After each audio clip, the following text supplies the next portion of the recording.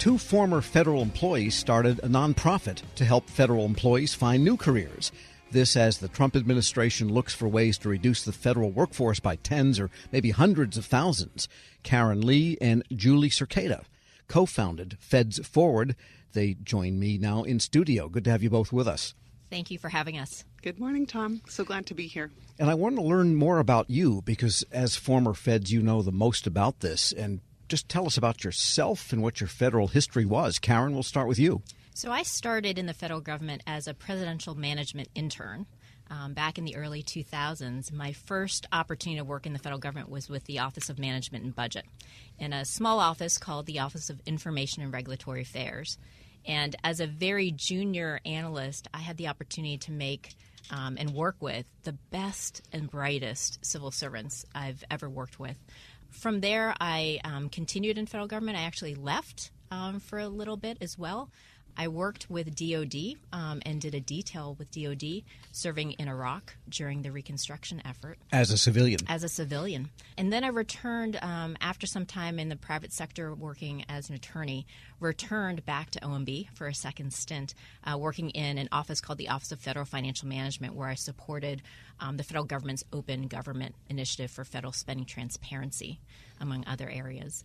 And so across my career, I was very fortunate to ultimately serve as a senior executive. And even though I'm not in government anymore, it's a part of me. Civil service is a part of me. Sure. So you did reach the SES level. I did. Okay. And you worked in the one place the public never heard of, which was OIRA. That's correct. Which is about to get its probably acid test in the next few months with the rulemaking going on. All right. And Julie, tell us about you. Yeah, so I started off actually as a contractor with the State Department's Office of the Special Envoy for Climate Change, and then was able to apply for a civil service position, and so joined as a civil servant a few months into the second term, the second Obama administration. I've served in the last three administrations, so as a civil servant I stayed on through the first year of the first Trump administration. Also left to actually work with state officials, so working in public service again, but at the state level. And then what state? Well, actually with the U.S. Climate Alliance, which is a coalition of governors that are working together to adopt ambitious climate policies and working with their state officials. And then I was able to come back into the Biden administration as a political appointee working with the Department of Energy. Also as a senior official, I was a principal deputy assistant secretary.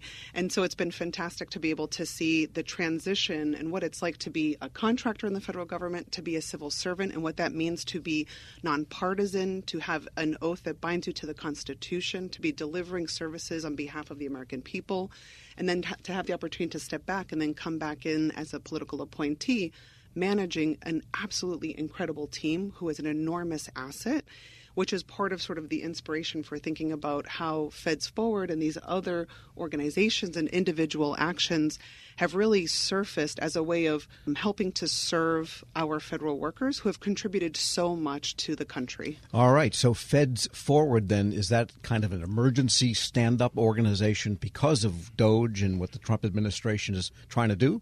It's been a response for certain, Tom, to what federal workers are currently experiencing. But I'll say it has been an idea that for both of us has been long in the making because civil servants leave government all the time. And there historically has not been the kind of support needed for civil servants to identify how they can continue their mission-driven orientation outside of government. And so while, yes, this is absolutely a response to support the tens of thousands of workers who are going to need to transition, we do see it as an enduring capability that has always been needed for our millions of federal workers. And just an aside question, I think you have an orientation to help people get maybe to the state level of government where there's often functions analog to that of the federal, or to this huge NGO and nonprofit complex that also is aligned with many of the government missions. Is there any possibility of helping people in the corporate side post-government? Yeah, absolutely. And I think that you're raising a really good point, because I think part of the challenge when you're a federal worker is you go into it because most people are envisioning a lifelong service in federal government. And so, when I was thinking about my own transition, so as an appointee, I left on January 20th was my last day. And even though I had 10 weeks to process what it was going to be like to leave, It's still a pretty stark contrast. When you step out of government, all of a sudden you're thinking about what is your new mission? In what way can you contribute again? What is the value that you can provide? What are those different career pathways? And so it's, not just looking at the specific sectors, but really thinking deeply, how can you contribute and continue to have a mission-focused career, to have public service that is enduring and extends into all sectors of the economy and is not just focused in the nonprofit world, not just focused in different stages of government. And so that's what we're really trying to achieve here, is to help folks really think through what does that mission-driven career look like, and to just create this network and community of federal workers across the United States who can be working together, supporting each other now but into the future. We're speaking with Julie Cerqueira and Karen Lee. They are the co-founders of FedsForward. And tell us how FedsForward works. What does it actually do, and what are some of the ancillary organizations that help you do it? So, to your point about ancillary organizations, what has been remarkable is that there is a community that has risen up in support of federal workers as many of us try and transition to our next career. And so part of what we want to do is pull together that community because there are so many resources, and provide federal workers kind of a one-stop that brings together all of the information, free resources, tools that are just being created and given to federal workers so that it's not as difficult to find.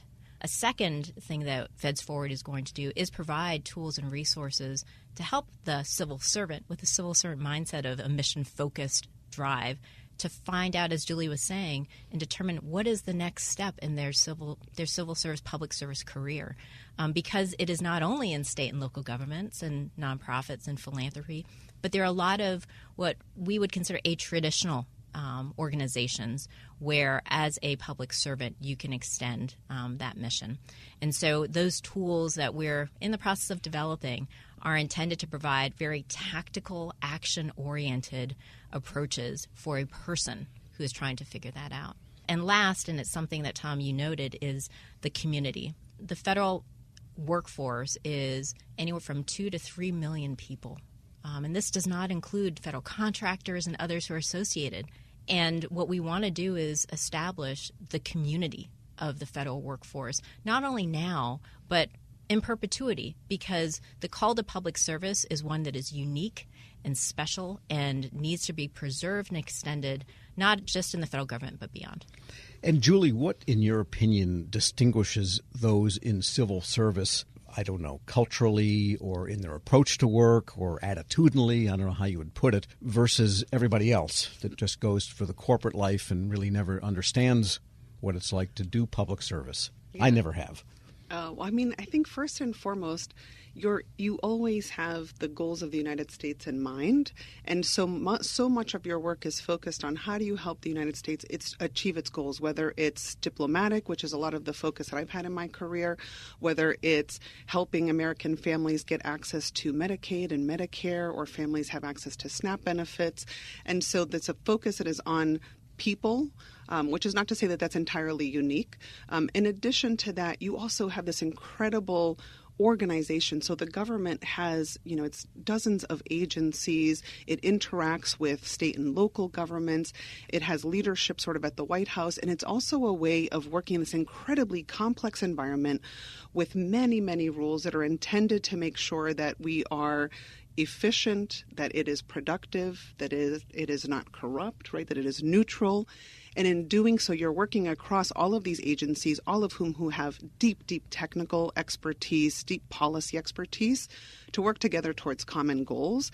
And so I think working in not just enormous matrix organizations that are in these departments themselves, but actually working across the federal government is something that is quite unique. All right. And FedsForward, it's a website essentially with lots of links.